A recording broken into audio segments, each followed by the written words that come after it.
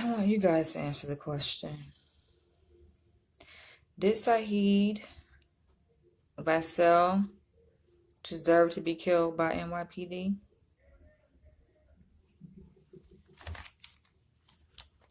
Did he deserve it?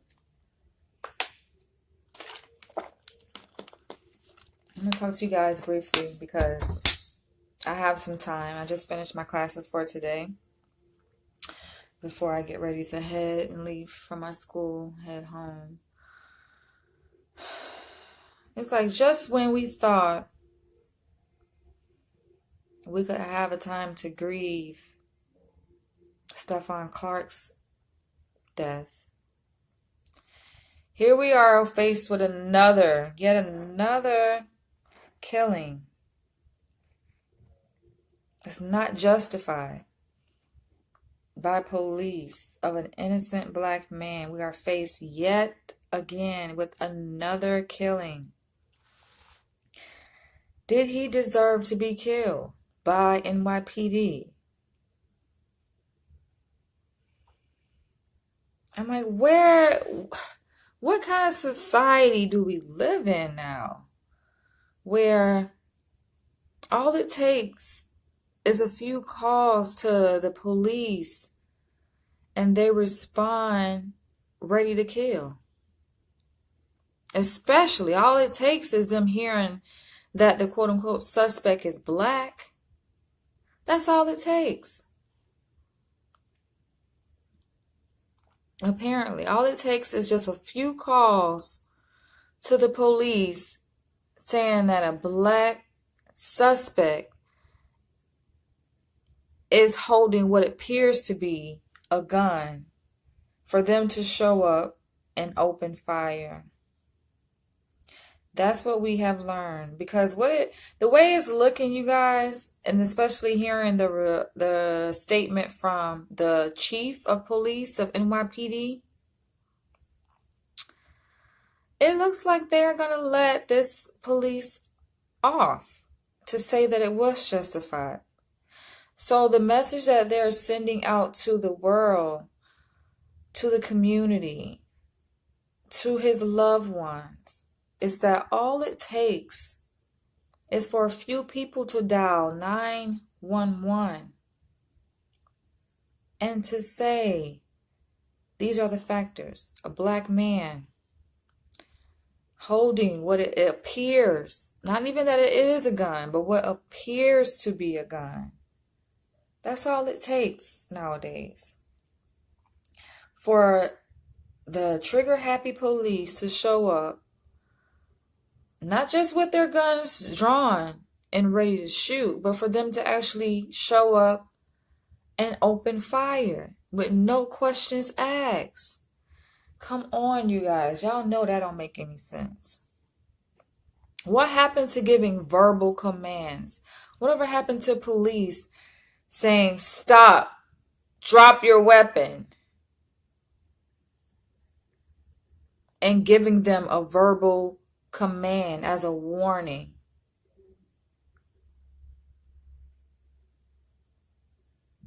He didn't even get that opportunity.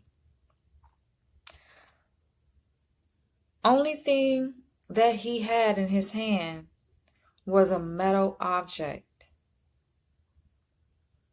It looked like a shower head. When you look at the picture, and I'll post a picture below here, but it looked like a shower head. That's all he was holding, was a shower head, you guys. Now, anybody who's familiar with the mentally ill population, especially people who are schizophrenic and bipolar, know that they have a false sense of reality. They oftentimes do things that appear to be a threat to us, but in their world, it's not necessarily a threat. It appears to be a threat, number one, because it's different than what you are used to. It. The behavior that you see is unusual behavior. But we have to really ask ourselves the likelihood of a mentally ill person actually killing. You get what I'm saying? Like this person who has bipolar, the possibility of them actually walking down a street in Crown Heights, Brooklyn, with a gun.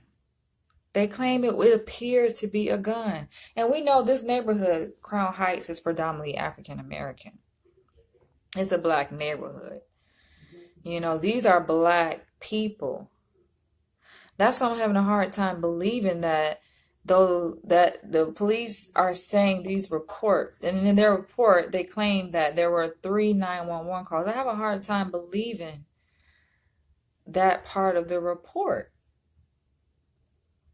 because we know how reluctant black people are to call the police. You get what I'm saying? That doesn't make any sense at all. But let's just go with this story and say, okay, there were 3 calls made to 911, all saying the same thing. There's this man who was walking down the street who appears to have a gun. Don't make no sense, y'all. Think about it. Even up close, I mean, you can see this is not no freaking gun that this man had. Even if you were up close, it can be an object, a weapon, but not a gun. You get what I'm saying now? But this is the thing, y'all, and what black people, a lot of black people know this already. White people really know it. White people really know the trick to getting the police to show up in such a way that they ready to open fire. All you gotta say is a gun is involved. To eliminate liability for the person making the phone call, especially making a false report, all you have to put in that statement to 911 is appears. You get what I'm saying? Because in case it wasn't a gun, then you won't be sued for making a false report. White people know all you have to do is say something to that effect.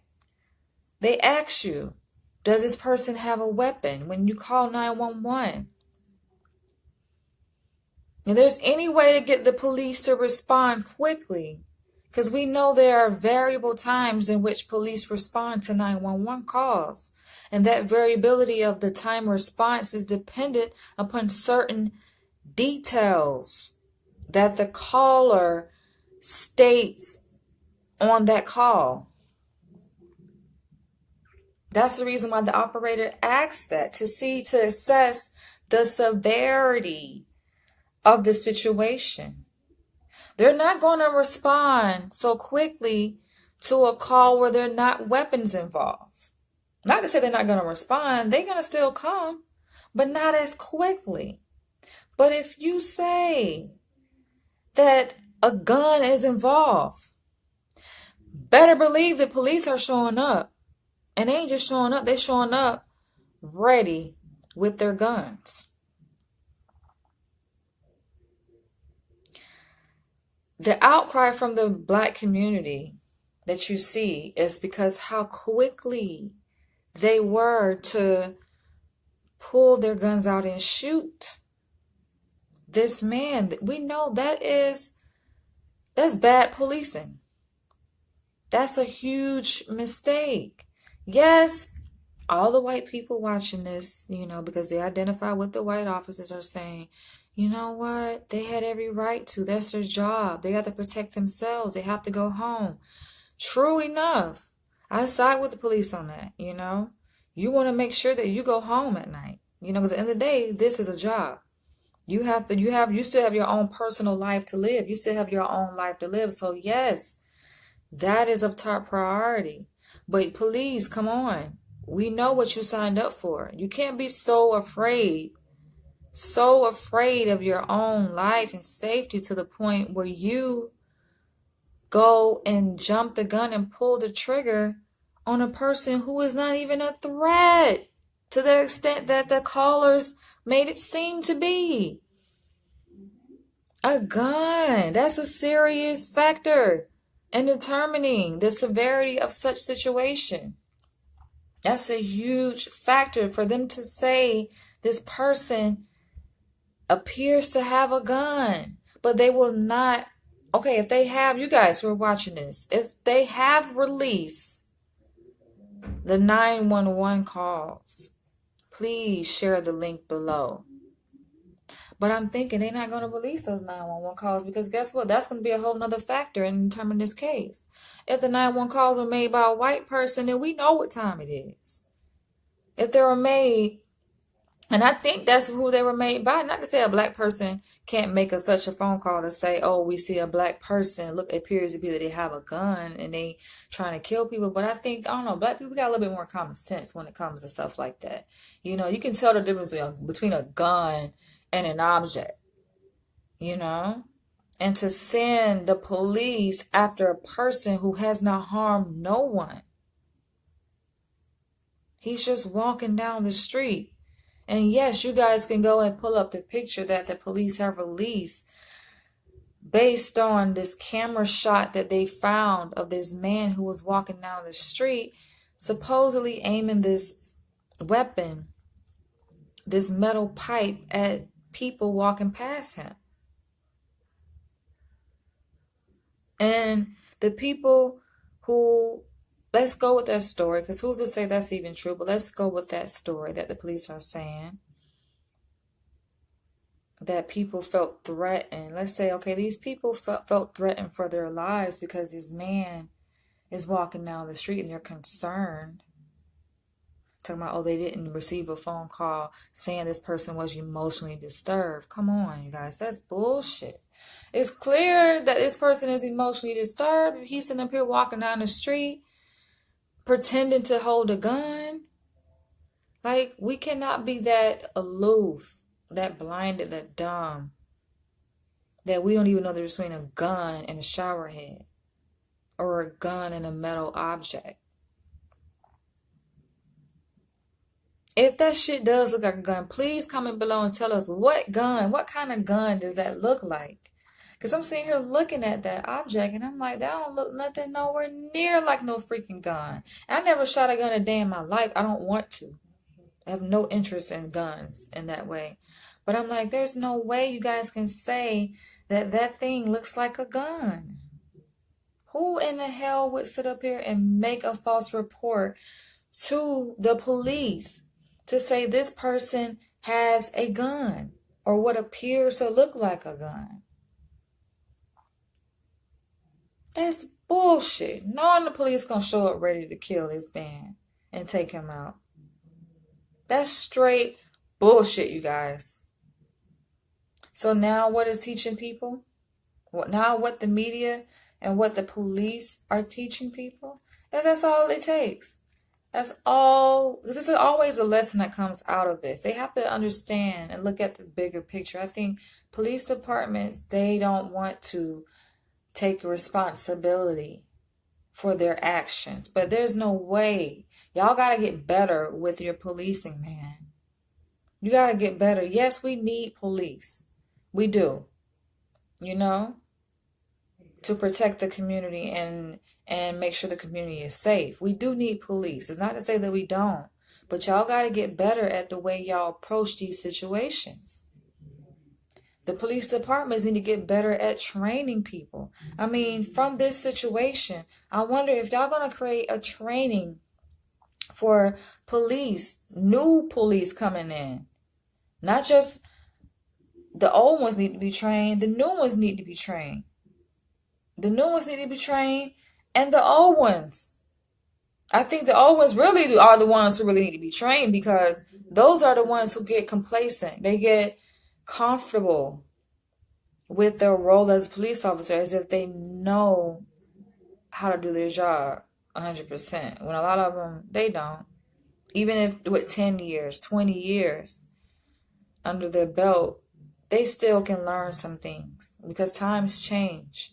Just like in our field, we're psychologists, we have to take CEUs, continuing education units, to keep ourselves immersed into the new into the new things that are happening in our field. You know, times have changed. The training that I'm getting now to become a psychologist, not to say it's not going to be useful, but if I was to only use this level of training and never ever after I get licensed take another class, then I can't say I'm competent because times have changed. People will change. Things will change over time. So that policing doesn't work. That kind of policing, that how these police officers were trained, it doesn't work anymore. It's no longer effective. It doesn't work anymore. We can't use that kind of approach, especially when we are educated on these various factors that will help us to determine if a person is really a threat, how much of a threat is a person, and what approach should you take? Where should they end up? Should they be in a mental hospital or should they go to jail? But for the police to make the decision to decide to end a person's life, I feel like they're too quick to do that. They're too trigger happy.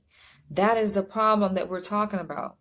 It's not that black people don't think that we don't need police in our communities. Of course we do. It's not that black people are protesting against the fact that we needed a police intervention in a situation yesterday. Yes, we did need police intervention. What black people are making a big fuss about is how quick the police are. You should not be that quick to take another person's life. You just should not be that quick. Please share this video, you guys. This topic is really important. The fact that we know how this situation is going to turn out, you know, based on previous situations that have happened, we can't let them drop the ball. We cannot drop the ball with this one, you guys. Cannot. We cannot let this one slide on the rug as if it's just another person whose life didn't matter. When we know that this man was killed because he was black. Not so much that he was a threat. It was because he was black. Because we can look at this situation and replace the color of the person's skin with white, and we know the police would have taken more time to pull their trigger. We've seen, there's so many videos posted where we have white men, suspects, who have committed a crime. And when the police respond, look how they don't even pull the trigger. The suspect, yeah, they may go away in handcuffs, but they're still alive. The police do not pull the trigger. They're not so quick to pull the trigger on their own. They're not. But they are very quick to pull the trigger when the quote-unquote suspect is black. Because anything that is not of their skin color, that they don't identify with, they look at as the enemy. We have to understand that all this is happening in the context of this race war that we have. It didn't end with slavery. White people look at black people as the enemy. That's the issue that needs to be addressed in police trainings. White people need to be confronted on their own implicit racial bias, because they are the ones who are trigger happy and are killing innocent black people, men and women. This needs to be a factor in their police training. Of course, yes, I've seen some of the police trainers, and yes, we know that race is a factor, but not in the way it should be. I've seen it where they will sit up and train these police officers they'll use a black police officer suspect to do the demonstration. And I'm like, why the hell the suspect gotta be black? Even in the trainings, y'all, race is a factor. Now, when they're trying to educate these police officers on how to respond, right? Why is it that the suspect, even in the training of trying to teach these police officers how to respond when they out there in the field, they use a black police officer as a suspect, as an example, as a teaching example. I'm like, why is this? So you already conditioning these officers. Trust me, race, color is a factor, even in training. They're already conditioning these police officers to see black as criminal. If the person that you're using to teach this lesson, and you're saying this is a suspect, and then we look at the suspect in this training module and we see that he is black, then that basically reinforces the stereotype of that black people are criminals. When we know it's all different races who commit crimes. But why is it that black people only make up 12% of the U.S. population, and over half of the people, the prisoners who are in prison, are black? Something is not right about that picture. That's a disproportionate representation of African Americans in prisons. That is a problem. Race should not be the determining factor of how dangerous a person is. But it is. Subconsciously, it is. And I feel like in trainings, they should educate white police officers about their own implicit racial bias so that they can see that they hold this negative bias against a certain group of people. What they're afraid of, I think the reason why they don't, because they're afraid that they're going to engineer a reverse effect. So they fear that they are going to train. If they do that, they take that approach in educating and bringing to white officers awareness of their implicit racial bias against black people so that they can be more careful. They think it may go to the other extreme, where they're going to end up avoiding arresting black people. They're going to end up avoiding targeting black people because they're going to remember, oh, in my training, let me be more reluctant. Let me be less quick to respond in this way. So they think a lot of black people supposedly is going to get off if they take that approach. And it's like, no. We are already targeted anyway because it's already embedded into a lot of white people's subconscious mind. Those stereotypes need to be removed. The media doesn't help, you guys. We can't just blame police departments for this conditioning. But we know that the media plays a major role when we see these movies where black characters are playing criminals and black actors are just so happy to get a role, they'll play anything. They'll play the role of a criminal just to get paid, just to get a foot into Hollywood, not realizing that you're just perpetuating these stereotypes. Why is it that the black man has to be the one who is causing havoc and wreaking havoc in the community in these movies? The one who did the crime, who's committing armed robbery. Why is it that it always has to be a black person? That's a stereotype. There need to be more movies where we shed light on this issue of police brutality against black people. It's brutality because they're doing way too much. You know, it's one thing to intervene and do your job. It's another thing you quit. And I see it. Like you can tell the level of fear that white officers have because it makes no sense to be walking around with your hand on your gun 24/7. Your ass need to be no goddamn police. If you're a police officer watching this and you always got your hand on your gun 24/7, especially when you're around certain groups of people, you don't need to be no police. You need to just turn in your badge, man. I know you need a paycheck and everything like that, but you don't need to be no police officer. How can you function? How can you sit comfortably within your own skin, knowing that you have that much fear inside your heart because a certain person looks a certain way? You see a black person with dreads and you automatically think criminal. You put your hand on your gun. You see black men walking, and they dark skin, and they in a group. You automatically think gang. That conditioning, that stereotype has to go.